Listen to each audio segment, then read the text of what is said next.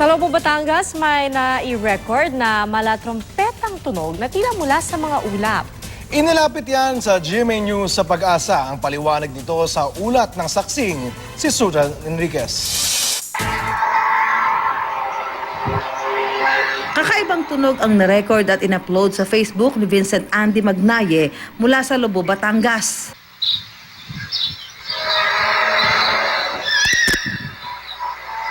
Animoy ugong ito ng trumpeta mula sa kalangitan.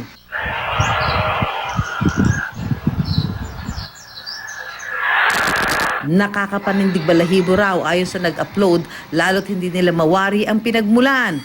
Bago nito, may mga naiulat na rin ganito sa Germany, Australia, Amerika at iba pang bansa na na-record din ng ilang netizen at in-upload sa social media.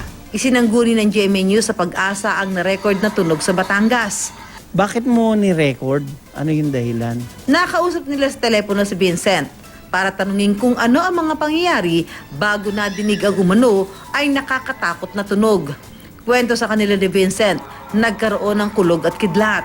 Madilim din ang kalangitan gaya ng nakita sa mahigit 1 minutong video. Ayon sa Pag-asa, cumulonimbus clouds daw ang ulap na nagdudulot ng pagkulog at pag-ulan.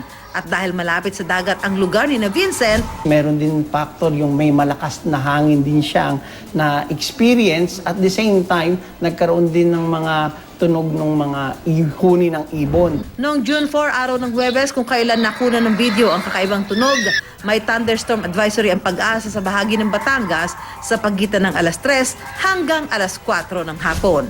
Makikita naman po natin sa video na medyo madilim yung ulap. Isa pong klase yan ng cumulonimbus clouds. So ibig sabihin talagang may rumbling sounds, may mapoproduce na sound wave. Ako, si Susan Enriquez, ang inyong saksi.